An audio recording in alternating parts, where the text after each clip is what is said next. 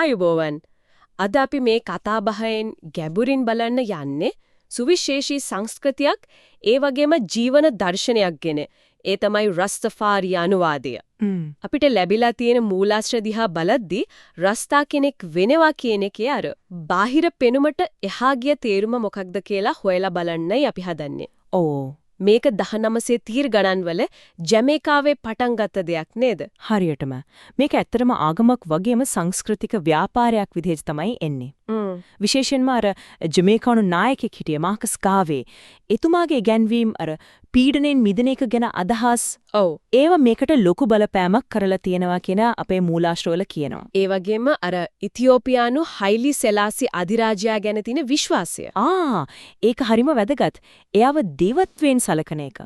ඇත්තටම එතුමාගේ මුල් නම රස්ටෆාරි කියන එක තමයි මේකට නම වෙලා තියෙන්නේ. ඒක නම් හරිම රසවත් කාරණයක්. ඔව් මූලාශ්‍රවල කියනවා එතුමා කිරුළු පළඳින එක එයාලා දැක්කේ අර අප්‍රිකානු රාජ්‍යත්වයේ කළු ජාතිකයන්ගේ නිදහසේ බලවත් සංකේතයක් විදිහට කියන ඒකත් අර දේවත්වයට හේතුවක්. ඉතින් මේ විශ්වාසවල හරිය විදිහට නිතරම කියවන එකම ආදරය නැත්නම් one love කියන එක ඒකෙන් මොකක්ද ඇත්තටම අදහස් වෙන්නේ?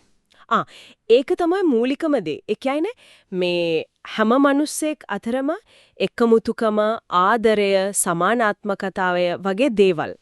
ඒක නිකන් වචන විතරක් නෙවෙයි, එයාලගේ මුළු ජීවන රටාවෙම සාමය, සමගිය හැම ජීවියෙකුටම ගරු කරන එක. ඒක පේනවා. අධ්‍යාත්මික පැත්තත් හරිම ප්‍රබලයි වගේ. අනිවාර්යෙන්ම. පුද්ගලයයි අර දිව්‍යමය බලයයි අතර තියෙන කෙලින්ම සම්බන්ධර තමයි එයාලා මුල්තැලේ දෙන්නේ. ඒ කියන්නේ භාවනාව, ප්‍රාර්ථනාව වගේ දේවල් වලින්. ඔව්.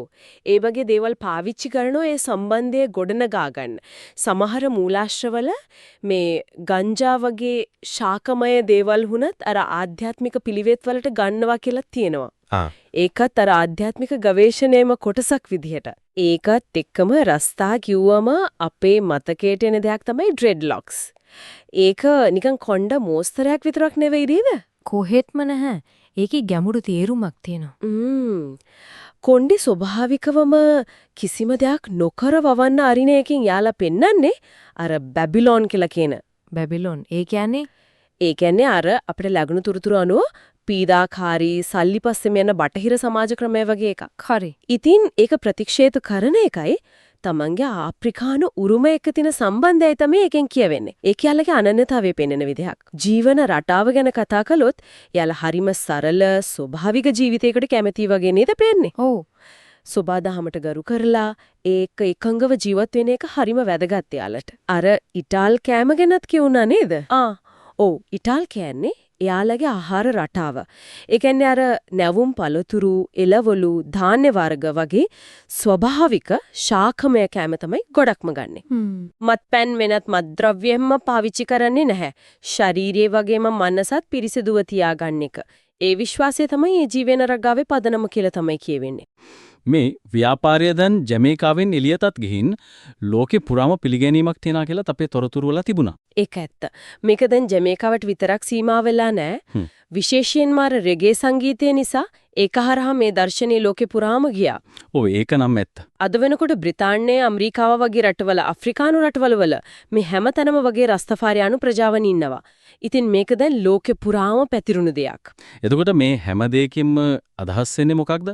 මේ කතාබහින් අපිට පැහැදිලි වෙන්නේ රස්තා කෙනෙක් වෙනවා කියන්නේ අර බාහිර පෙනුමට එහා ගිය දෙයක්. ඔව්.